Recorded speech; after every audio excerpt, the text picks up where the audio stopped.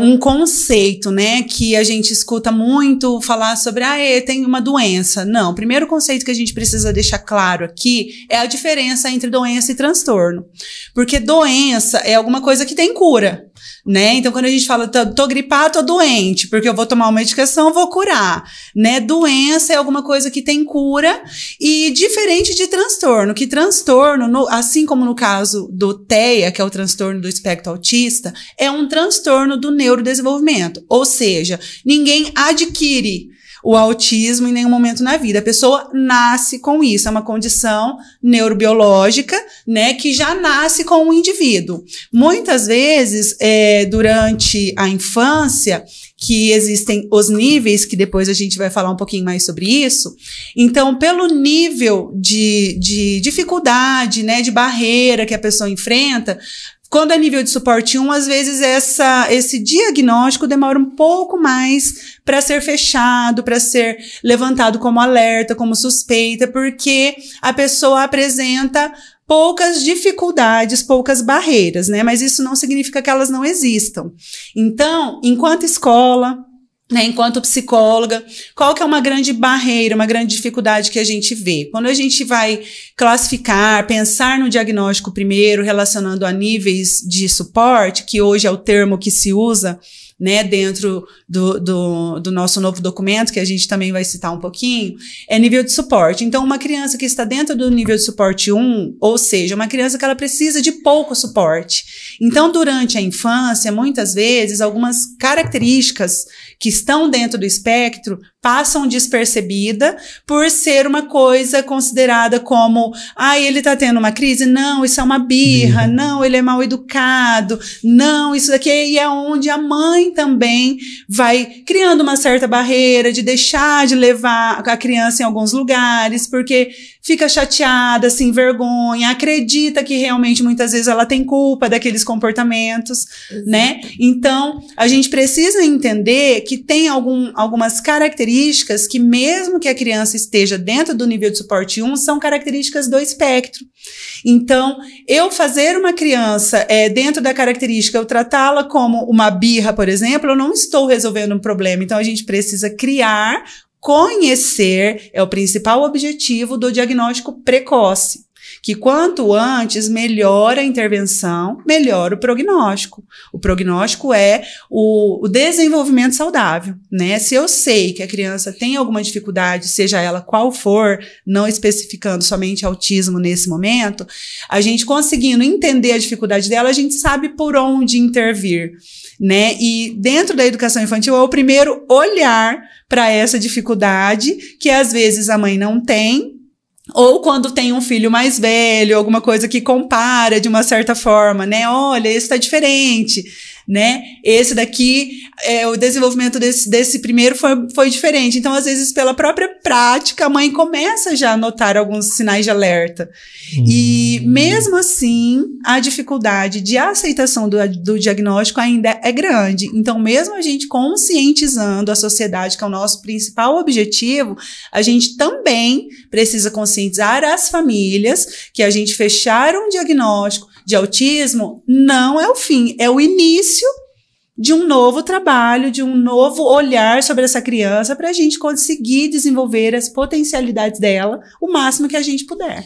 Bom, no meu caso, alguns comportamentos deles restritos, repetitivos, foram notados também desde a pré-escola, mas eu fui, sim, sempre orientada ao meu redor, por ser o primeiro filho, eu ouvi muito as pessoas ao meu redor falando, é só uma fase, espera um pouco, procura um profissional. Outros falavam, mas por que ele é assim? Ele com 1 ano, ele falou, ele era inteligentíssimo, na celular a gente nunca ensinou, ele pegava e mexia em coisas assim que nem a gente sabia, com 1 ano de idade. E ele falou algumas palavras, de repente parou de falar. Ele começou a falar o ano passado, com 3 anos e 2, 3 meses, mais ou menos. E por conta desses comportamentos, aí por eu ter sido sempre orientada de ser uma fase, de esperar um pouco para procurar um profissional, Me falaram que no caso deveria ser um neuropediatra, até para se você pai, mãe que estiver me ouvindo e perceber algum comportamento diferente, procure um neuropediatra, não tenha dúvida nenhuma. Se é uma dúvida, vá lá e tire qualquer dúvida, mas não espere como eu esperei. Então eu deixei para procurar o neuropediatra, aí as estereotipias deles estavam muito mais intensas. Ele pequenininho, bebezinho, ele não tinha pouco contato visual com a gente, ele era muito vidrado em folhas, em árvores, brinquedo, ele gostava muito de coisas que não eram brinquedo, que não tinha nada a ver, deitava no chão para brincar, enfileirava, as coisas que normalmente a gente vê falando, ele empilhava, separava por cor, por tamanho, sempre foi assim, mas eu achava normal, fase como me falaram. Por ser o primeiro filho, eu não tive essa sacada de procurar antes. Então, um neuropediatra demora, às vezes, para sair uma consulta. E nisso foi quando começou a piorar, ele um comportamento muito agressivo, muito. Eu já não saía nunca com ele para os lugares, ficava só em casa, não sabia mais o que fazer com o comportamento dele, que ele se machucava a gente, jogava as coisas. E saiu, no ano passado eu dei a entrada num agendamento de consulta que foi sair no começo do ano e foi aí que começou mesmo a confirmação da descoberta, porque aí eu escutei falar sobre alguns tipos de estereotipias que ele apresentava, e aí eu já comecei, não é possível, isso ele tem, isso ele faz, e comecei já me preparar, mas por mais que a gente se prepare, a gente vivencia, talvez a Marcela vai saber falar melhor, o luto. Assim que veio com a médica, ela falou, olha, embora a gente já observe alguma característica, não é fácil ter um diagnóstico de autismo, precisa passar por toda uma equipe multidisciplinar, a escola precisa observar, ter um tempo de observação, fornecer um laudo, a equipe também, um tempo de acompanhamento, fornecer um laudo, que a junção de todos eles, o médico consegue fechar um diagnóstico. E esse diagnóstico foram alguns meses para serem fechados. E nisso gerou aquela agonia, porque embora a gente já sabia, mas pelo menos eu já tinha uma resposta para todo o questionamento dos olhares que a gente vivenciava das pessoas, por tudo que a gente passava. E aí depois veio o diagnóstico e o tempo de luto. Só que foi um tempo de luto, mas depois eu falo mais sobre isso, de como que foi desse período para frente.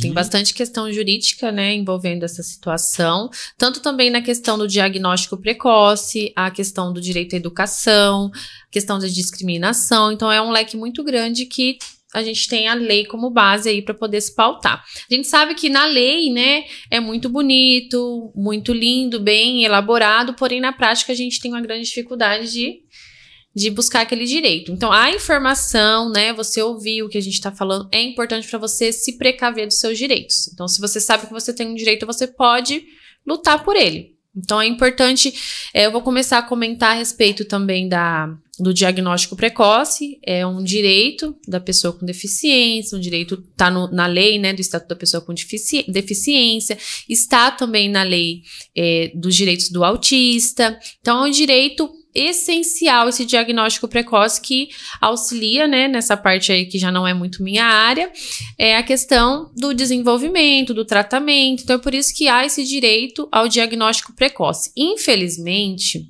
a nossa saúde, nós sabemos que anda, assim, abarrotada, né, de fila de espera e tudo mais.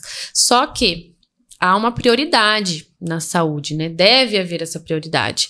Muitas vezes há mães que desanima, né? Como a Paty falou, demorou muito tempo, né, para conseguir uma consulta. E aí, como que pode se precaver relacionando-se ao direito? Se está demorando muito, o que a gente pode tentar fazer é uma ação de obrigação de fazer para tentar passar mais rápido, porque há o direito de preferência na saúde, na educação, nas filas preferenciais. E aí entra o outro ponto que a Paty falou, fico com vergonha de sair para os lugares, né? Infelizmente, diante da ignorância do assunto, da descoberta que há deficiências ocultas, que a gente também vai começar a falar aqui com mais aprofundamento mais à frente, há muita discriminação, sim, das pessoas. Olham com uma cara de ai, nossa, que birra, né? Não entende a fundo o assunto. Ou questão também das filas preferenciais, né?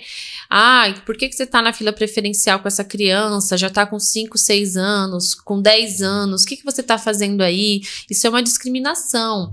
E a gente não pode alegar que não conhece a lei, né? Eu sei que pode ser que você fale, ai, mas Camila, sai lei nova todo dia. Eu sei que sai lei nova todos os dias, só que nós precisamos, primeiro, saber o motivo, né? E procurar se informar com maior prioridade para antes julgar quem tá ali na fila preferencial.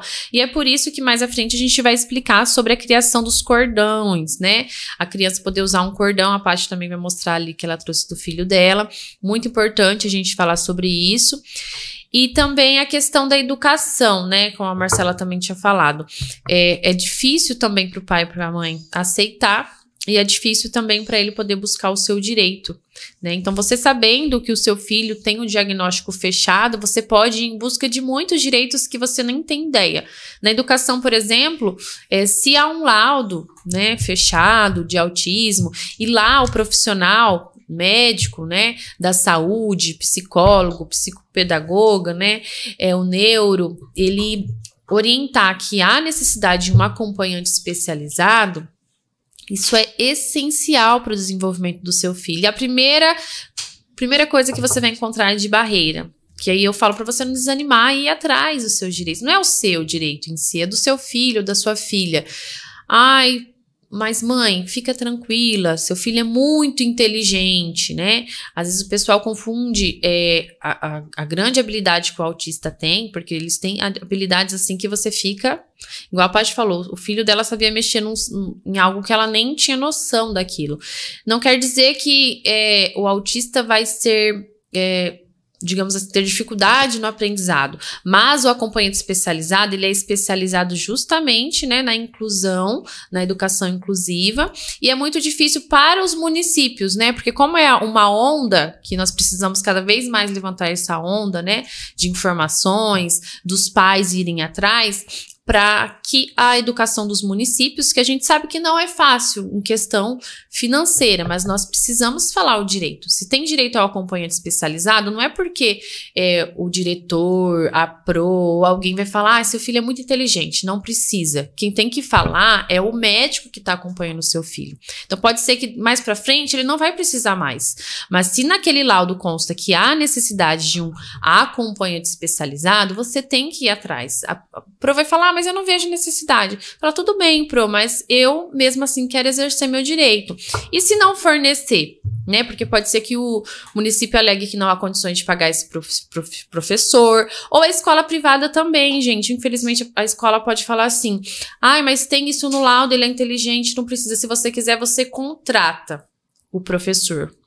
Não existe isso, tá? É um direito do aluno que tem o laudo, que há necessidade de um acompanhante especializado, de ter aquele profissional e já está incluso na mensalidade da escola, se for particular. Não é legal, isso pode ser considerado até ato de discriminação, crime, é você querer cobrar taxa a mais, ou então cobrar o valor do profissional lá de apoio, né, o acompanhante especializado, para o seu filho. Ah, então você contrata. Não, isso daí é crime, gente. Então, você tem que ter consciência que é um direito do seu filho, já está incluso na mensalidade da escola se for particular. Se for pública e houver qualquer desculpa, você pode ir judicialmente Tem aí vários locais para você ir buscar ajuda, né, jurídica, tem o Ministério Público, a Defensoria Pública, para você poder ir atrás desse direito, né, de ter o acompanhante especializado. Então, são muitas dificuldades que a gente encontra aí na esfera jurídica, porque primeiro não conhece que é um direito, não vai saber brigar por esse direito, então fica complicado, né?